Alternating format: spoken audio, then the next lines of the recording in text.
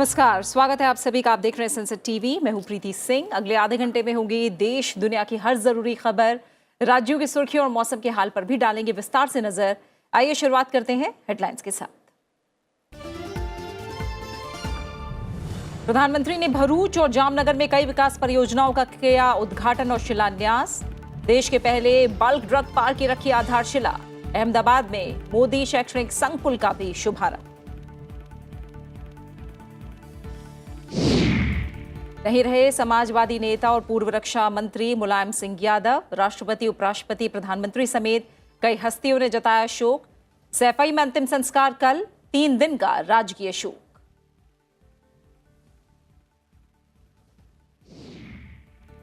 Delhi NCR में बारिश थमने से लोगों को मिली राहत। उत्तर प्रदेश में भारी बारिश से जनजीवन अस्त व्यस्त।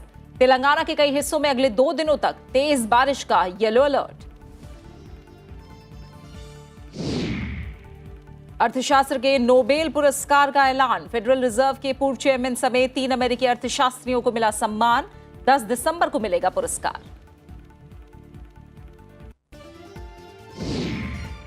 और कीव समेत यूक्रेन के कई शहरों पर रूस का हमला। राष्ट्रपति व्लादिमीर पुतिन ने की मिसाइल हमलों की पुष्टि।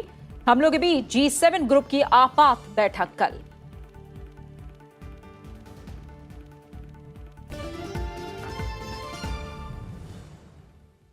और हेडलाइंस के बाद एक नजर कुछ अन्य मुख्य समाचारों पर।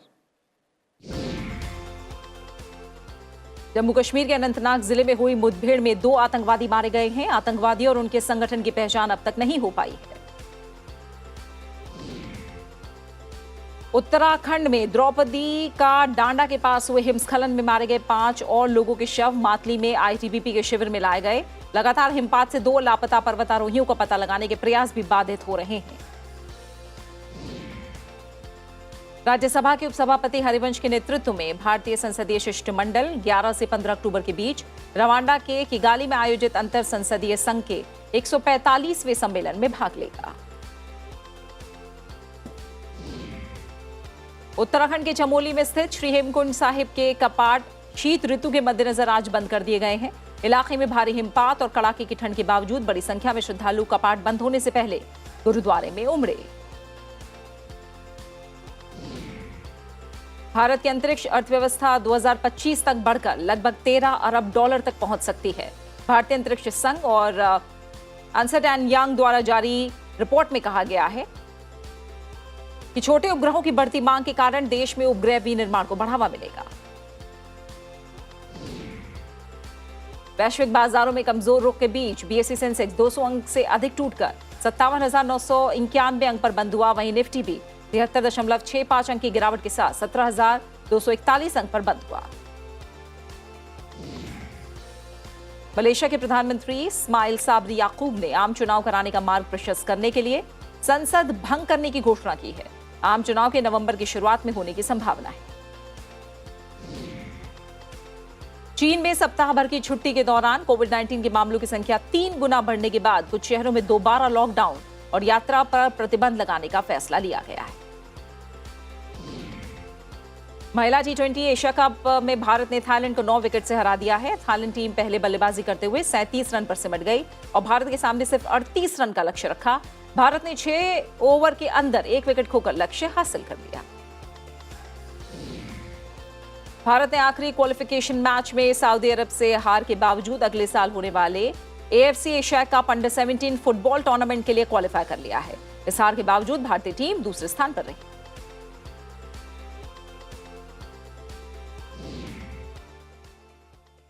और अब खबरों पर विस्तार से नजर डालेंगे। प्रधानमंत्री नरेंद्र मोदी ने आज गुजरात के जामनगर में 1460 करोड़ रुपए से अधिक लागत की परियोजनाओं के लोकार्पण और शिलान्यास कार्यक्रम में हिस्सा लिया। इस मौके पर प्रधानमंत्री ने कहा कि भरूच से जामनगर तक गुजरात की समृद्धि को और गुजरात के विकास को विस्तार देने का यह अनुभव वाकई अद्भुत है। प्रधानमंत्री ने कहा कि आज 8 परियोजनाओं का लोकार्पण और शिलान्यास हुआ है। आप सभी को पानी, बिजली, कनेक्टिविटी से जुड़े इन परियोजनाओं के लिए बहुत बहुत बधाई। वहीं वाल्मीकि समाज के लिए विशेष कम्युनिटी हॉल का भी लोकार्पण हुआ, जिससे लोगों को मदद मिलेगी। चलो संकल्प जनशक्ति, ज्ञान शक्ति, जल शक्ति, ઉર્જા શક્તિ અને રક્ષા શક્તિ આ 5 સંકલ્પોના સ્તંભ ઉપર આ ગુજરાતની ભવ્ય ઇમારત મજબૂતી સાથે મક્કમતા સાથે નવી ઊંચાઈઓ સર કરી રહી છે ભાઈઓ। इससे पहले प्रधानमंत्री नरेंद्र मोदी ने गुजरात के भरूच जिले में 8,000 करोड़ रुपए से अधिक की लागत वाली कई परियोजनाओं का लोकार्पण और शिलान्यास किया। भरूच जिले में देश के पहले बल्क ड्रग पार्क की आधारशिला रखने के बाद अपने संबोधन में प्रधानमंत्री ने कहा कि भारत अर्थव्यवस्था के मामले में पहले 10वें स्थान पर था, लेकिन आज 5वीं सबसे बड़ी अर्थव्यवस्था बन गया है। उन्होंने कहा कि हाल के दिनों में गुजरात विनिर्माण के प्रमुख केंद्र के रूप में उभरा है। जनबूसर में 2,500 करोड़ रुपए की लागत से बनने वाले पहले बल्क ड्रग पार्क की प्रधानमंत्री ने आधारशिला रखी। उन्होंने दहेज में औद्योगिक पार्कों के साथ डीप सी पाइपलाइन परियोजना की नींव भी रखी, जिनमें भरूच के वालिया, बनासकांठा के अमीरगढ़, दाहोद के चकालिया और छोटा उदयपुर में वानर में 4 जनजातीय औद्योगिक पार्क शामिल हैं। ગુજરાતમાં નક્સલવાદને પેસવા નથી દેવો, મારે મારા આદિવાસી ભાઈઓ બહેનોની જિંદગી બચાવવી છે। મારે એમના જીવનમાં આ પ્રકારની બીમારી ન ઘૂસે એના માટે મહેનત કરવી છે અને એટલા માટે ઉમરગામથી અંબાજી આદિવાસી પટ્ટામાં વિકાસની આપણે બીડું ઉઠાવ્યું અને મારે સંતોષ સાથે કહેવું છે કે મારા આદિવાસી ભાઈ બહેનોએ મારી વાતને માની। प्रधानमंत्री नरेंद्र मोदी ने कहा है कि शिक्षा पर ध्यान देने वाले समाज ही सफल होंगे। उन्होंने युवाओं के लिए शिक्षा को अधिक सुलभ बनाने के तरीकों पर ध्यान केंद्रित करने पर जोर दिया। प्रधानमंत्री ने अहमदाबाद में जरूरतमंद विद्यार्थियों के लिए शैक्षिक परिसर मोदी शैक्षणिक संकुल के पहले चरण का उद्घाटन किया। इस परियोजना के पूरा होने से विद्यार्थियों के समग्र विकास की सुविधाएं उपलब्ध होंगी। इस मौके पर प्रधानमंत्री ने कहा कि मुझे खुशी है कि अधिक से अधिक युवा चिकित्सा इंजीनियरिंग पर ध्यान केंद्रित कर रहे हैं। उन्होंने कौशल विकास के महत्व पर भी जोर दिया। તમે દુનિયામાં ક્યાંય પણ અભ્યાસ કરો અને ભારતના ખૂણે ખૂણે અભ્યાસ કરો, એ સમાજો જ આગળ આવ્યા છે જે સમાજે શિક્ષણને પ્રાથમિકતા આપી છે।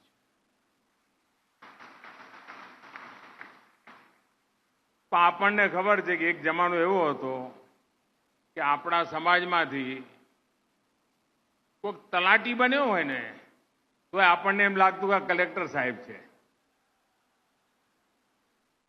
એવી આપણી આખી પૃષ્ઠભૂમિ જેવી રહી છે। ડોક્ટર એન્જિનિયર આ બધું તો આમ માણ કરીને ક્યાંક દેખાય, પરંતુ ધીરે ધીરે એમાં બદલાવ આવ્યો। આજે સમાજમાં પોતાની મેળે આગળ આવનાર લોકો આપણી નજરે ચડે છે અને આ જ બધી શક્તિઓ આખરે સમાજની તાકાત બનતી હોય છે। समाजवादी पार्टी के संस्थापक और पूर्व रक्षा मंत्री मुलायम सिंह यादव अब हमारे बीच नहीं रहे। वो 82 वर्ष के थे। गुरुग्राम के एक अस्पताल में उन्होंने आखिरी सांस ली। दशकों तक राजनीतिक दांव पेच के पुरोधा और विपक्ष की सियासत की धुरी रहे समाजवादी पार्टी के संस्थापक धरती पुत्र मुलायम सिंह यादव ने अपने सियासी अखाड़े उत्तर प्रदेश के राष्ट्रीय स्तर तक कीर्ति हासिल की। उनके निधन पर राष्ट्रपति, उपराष्ट्रपति, प्रधानमंत्री, लोकसभा अध्यक्ष और उत्तर प्रदेश के मुख्यमंत्री समेत कई हस्तियों ने शोक जताया है। मुलायम सिंह जी का वो आशीर्वाद, कुछ सलाह के 2 शब्द, वो आज भी मेरी अमानत है। और मुलायम सिंह जी की विशेषता रही कि 2013 में मुझे उन्होंने जो आशीर्वाद दिया था उसमें कभी भी उतार चढ़ाव नहीं आने दिया। केंद्रीय गृह मंत्री अमित शाह ने गुरुग्राम के मेदांता अस्पताल जाकर समाजवादी पार्टी के संस्थापक मुलायम सिंह यादव को श्रद्धांजलि अर्पित की। मुलायम सिंह यादव को उन्होंने अद्वितीय राजनीतिक कौशल का धनी बताया और कहा कि आपातकाल के दौर में उन्होंने लोकतंत्र की पुनर्स्थापना के लिए बुलंद आवाज उठाई। लोकसभा अध्यक्ष ने भी उनके निधन पर शोक जताया है। समाजवादी नेता, जननेता मुलायम सिंह जी यादव के निधन पर मैं गहन शोक व्यक्त करता हूं। राष्ट्रवाद, लोकतंत्र के सिद्धांतों पर चलने वाले और जिन्होंने समाजवाद की मुखर आवाज़ बने, जो जयप्रकाश नारायण लोहिया जी के सिद्धांतों पर चलकर गरीब वंचित लोगों की जिन्होंने जिंदगी भर सेवा की, एक समाजवाद का एक स्तंभ आज हमारे बीच बने रहे। कांग्रेस सांसद राहुल गांधी और अन्य कांग्रेसी नेताओं ने कर्नाटक के हिरियूर में समाजवादी पार्टी के संस्थापक मुलायम सिंह यादव को श्रद्धांजलि दी।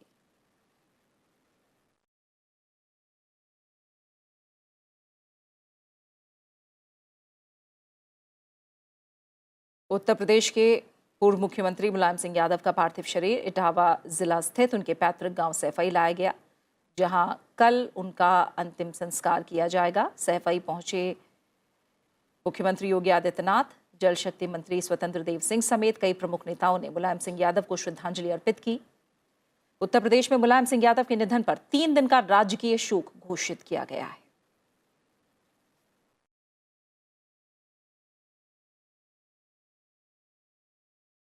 मुलायम सिंह यादव एक जुझारू और संघर्षशील नेता और समाजवादी विचारधारा से जुड़े एक महत्वपूर्ण स्तंभ थे।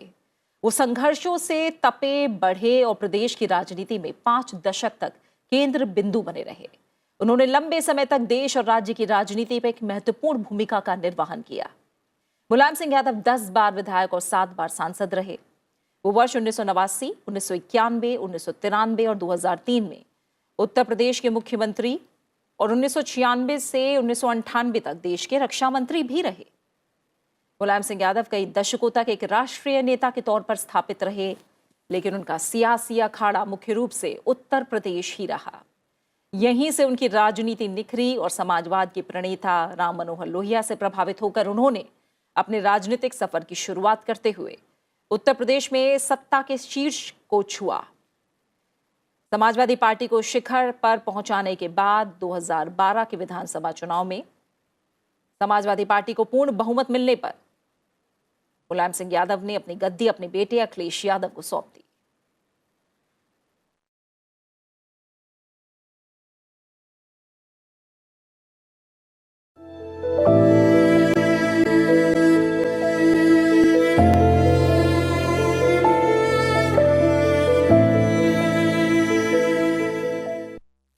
फिलहाल यहाँ रुक रहे एक छोटे से ब्रेक के लिए और ब्रेक के बाद नजर डालेंगे राज्यवार और अंतर्राष्ट्रीय समाचारों पर। आप बने रहिए संसद टीवी के साथ।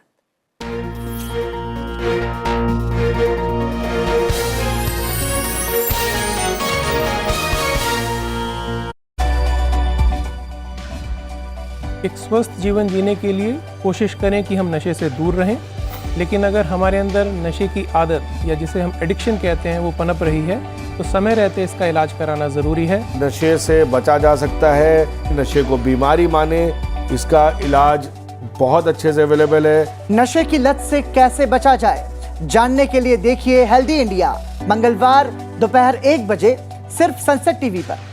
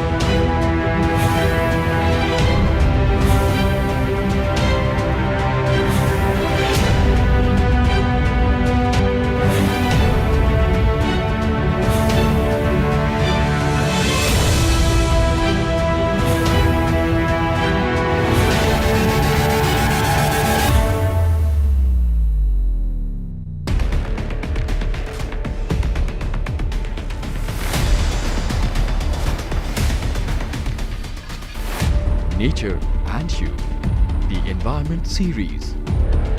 Aim is to awake and aware people to protect our environment, be it climate or wildlife crisis, depletion of ocean resources, waste management issues, only on Sansad TV.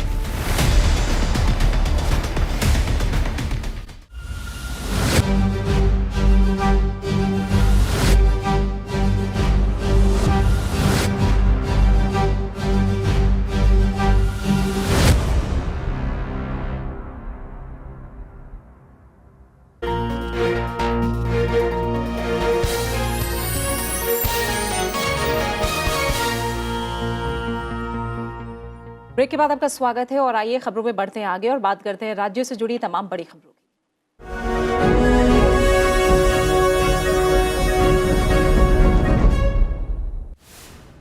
राष्ट्रपति द्रौपदी मुर्मू बुधवार से त्रिपुरा के अपने 2 दिवसीय दौरे पर रहेंगी। राष्ट्रपति यहां कई विकास परियोजनाओं का उद्घाटन करेंगी। राष्ट्रपति बनने के बाद उनका त्रिपुरा का ये पहला दौरा होगा।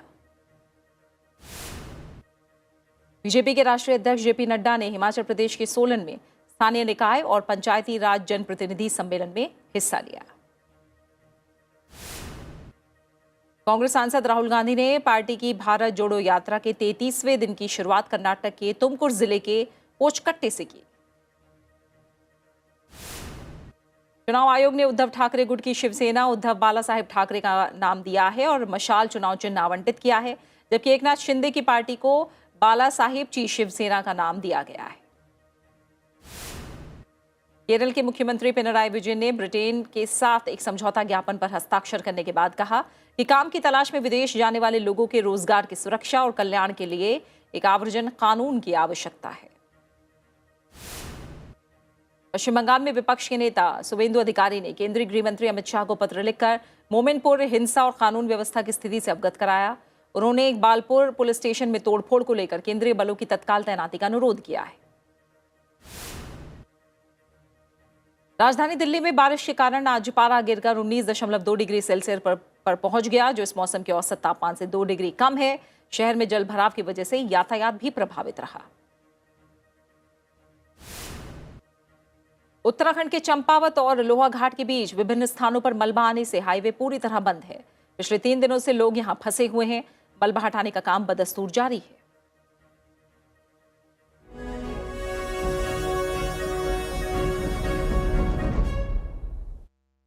कुछ और अहम खबरों पर नजर डालेंगे और बात करेंगे मौसम की। उत्तर प्रदेश में पिछले 3 दिनों से लगातार हो रही बारिश की वजह से कई जिलों में बाढ़ जैसे हालात पैदा हो गए हैं। कई नदियों का जलस्तर बढ़ गया है, जिस वजह से कई निचले इलाके जलमग्न हो गए हैं। प्रदेश में बेमौसम बारिश से तापमान में गिरावट आई है। वहीं कई इलाकों में जल भराव की वजह से लोगों को परेशानी का सामना करना पड़ रहा है। बारिश को देखते हुए कई जिलों में प्रशासन ने सभी सरकारी और निजी स्कूलों को बंद रखने का आदेश दिया है। वहीं सरकार ने प्रभावित जिलों में अधिकारियों को पूरी मुस्तैदी से राहत कार्य चलाने और किसी तरह की जनहानि और पशुहानि के पीड़ितों को तुरंत सहायता राशि देने के निर्देश दिए हैं। अयोध्या में भारी बारिश के कारण सरयू नदी का जलस्तर बढ़ गया है। नदी का पानी निचले इलाकों में जा घुसा है, जिस वजह से कई इलाके जलमग्न हैं। वहीं तेलंगाना के कई स्थानों पर पिछले 24 घंटों के दौरान मध्यम से तेज बारिश दर्ज की गई।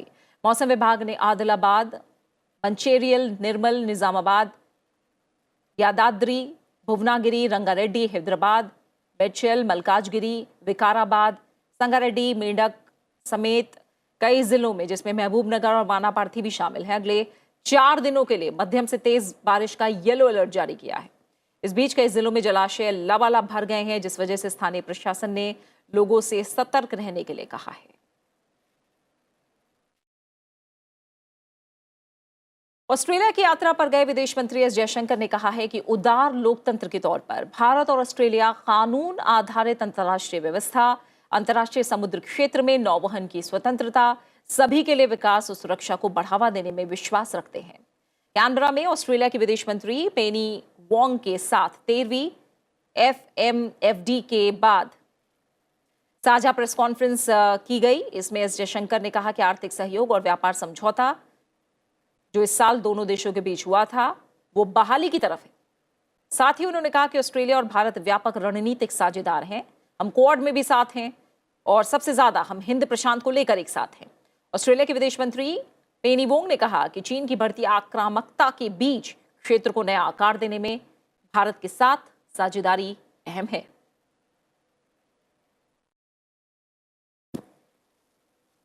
is that as liberal democracies, we both believe in a rules-based international order, in freedom of navigation in international waters, in promoting connectivity, growth and security for all, and as Minister Wong said, in ensuring that countries make sovereign choices on matters that are important to them. We can only build and sustain the region we want by working with others, including by working in partnership with India. And for Australia, this partnership is a critical part of shaping the region we want. We agree that we have to continue to deepen our relationship. रूस के साथ भारत के सैन्य सहयोग पर विदेश मंत्री ने कहा कि रूस के हमारे साथ लंबे समय से संबंध हैं और हमारे पास सोवियत और रूसी मूल के हथियारों की पर्याप्त मात्रा है। ये स्थिति इसलिए बनी क्योंकि पश्चिमी दशकों से भारत को हथियारों की आपूर्ति नहीं कर रहा था। Decades, Western countries did not supply weapons to India, and in fact saw a military dictatorship next to us as the preferred partner. So I think we all in international politics deal with what we have. We make judgments which are reflective of both our future interests as well as our current situation. और अब कुछ अहम खबरें अंतर्राष्ट्रीय जगत से।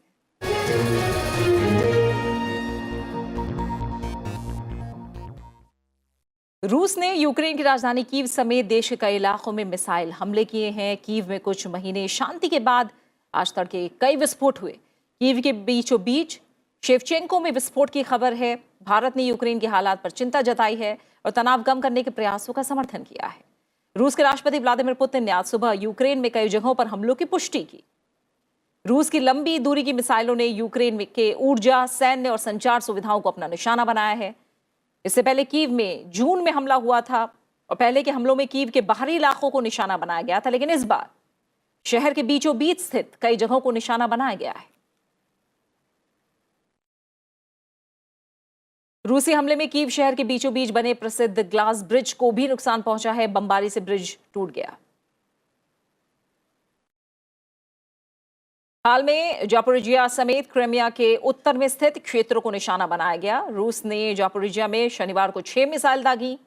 अभी तक साफ नहीं है कि इस हमले में कितना जानमाल का नुकसान हुआ है। इस बीच रूस के राष्ट्रपति व्लादिमीर पुतिन ने रूस को क्रीमिया से जोड़ने वाले पुल पर किए गए हमले को यूक्रेनी विशेष सेवाओं द्वारा किया गया आतंकी कृत्य करार दिया है। वहीं यूक्रेन के राष्ट्रपति वोलोदिमीर ज़ेलेंस्की ने कहा है कि यूक्रेन में हुए रूसी हमलों के बाद G7 ग्रुप एक आपातकाल बैठक करने जा रहा है और इस बैठक को वो संबोधित करेंगे।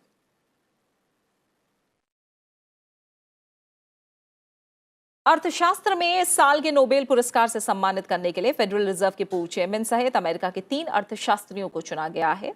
उन्हें बैंकों और वित्तीय संकट पर शोध के लिए यह पुरस्कार दिया गया है। स्टॉकहोम में royal Swedish academy of sciences में नोबेल समिति ने सोमवार को बेनेस बनार्के, डगलस डब्ल्यू डायमंड और फिलिप एच डायबोविक को अर्थशास्त्र का नोबेल पुरस्कार देने की घोषणा की। बेनेस बनार्के अमेरिकी केंद्रीय बैंक फेडरल रिजर्व के पूर्व चेयरमैन हैं। इस पुरस्कार के तहत 1 करोड़ स्वीडिश क्रोनर का नकद पुरस्कार दिया जाता है। पुरस्कार 10 दिसंबर को प्रदान किया जाएगा। और इसी के साथ फिलहाल इस बुलेटिन में इतना ही। जाते जाते आपको छोड़ जाते हैं अमेरिका में आयोजित वार्षिक हॉट एयर बलून फेस्टिवल की तस्वीरों के साथ। आप अपना अच्छे से ख्याल रखिए और मुझे दीजिए इजाजत। नमस्कार।